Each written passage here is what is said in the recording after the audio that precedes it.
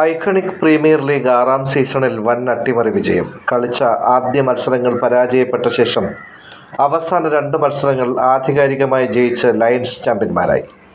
കളിച്ച എല്ലാ മത്സരങ്ങളും ജയിച്ച് ഫൈനലിലെത്തിയ ദിലീപിൻ്റെ ടീമിനെ ബൗളിങ്ങിൽ വരിഞ്ഞുകെട്ടിയാണ് ലയൺസ് കിരീടം സ്വന്തമാക്കിയത്.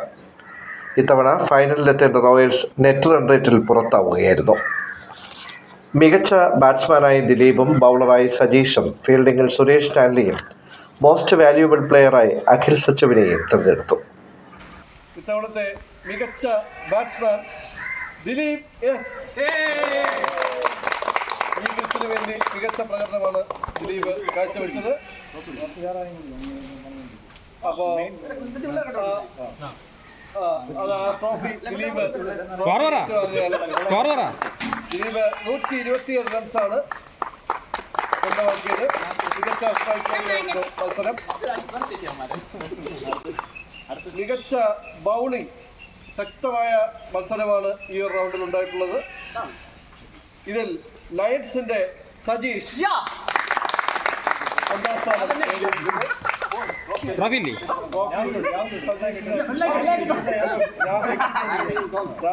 സമ്മാനിക്കുന്നു.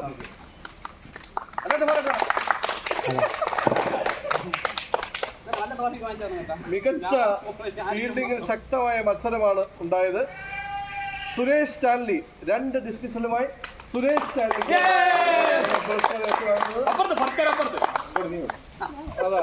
സുരേഷ് സ്റ്റാൻലിക്ക് സഞ്ജു പുരസ്കാരം. ഇനി മോസ്റ്റ് വാല്യുബിൾ പ്ലെയർ, ഏറ്റവും മികച്ച പ്ലെയേഴ്സ് നല്ല മത്സരം നടന്നിട്ടുണ്ട്. അഖിൽ സച്ചു അഖിൽ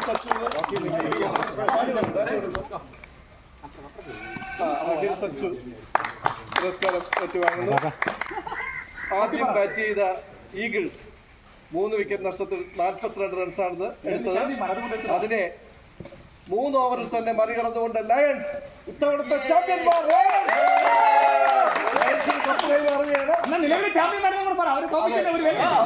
ചാമ്പ്യന്മാരെ തന്നെ തോപ്പിച്ചാണ് ഇവർ ഇത്തവണ കപ്പെടുത്തിരിക്കുന്നത്.